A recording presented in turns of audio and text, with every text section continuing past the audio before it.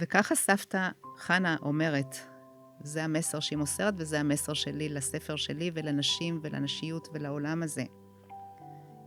היא אומרת, אני למדתי ללדת מהבנות שלי. פעם לא ידענו ללדת. הלכנו לבית חולים, אמרו לנו לשכב, להרים את הרגליים והוציאו לנו את התינוקות. אנחנו לא ילדנו, ילדו אותנו. עשינו מה שאמרו לנו, לא ידענו כלום בעצמנו.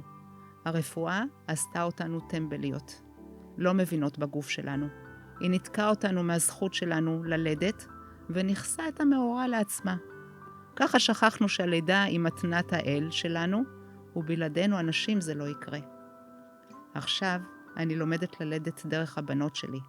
לומדת מה זה כשאישה לוקחת אחריות על הגוף שלה, על הנשמה שלה. הן לימדו אותי שאפשר אחרת. הן לימדו אותי שכאב של לידה זה כאב אחר. הוא לא כאב במובן הפשוט שלו. הכאב של הלידה הוא סוג של מוזיקה. הוא מדבר את הגוף. צריך להקשיב לו. לא לפרש אותו כסבל, כי אז זה מחליש, אלא ככלי תקשורת. הוא מדבר איתנו, הוא מספר לנו מה קורה. צריך לתת לו לעשות את העבודה שלו בלידה.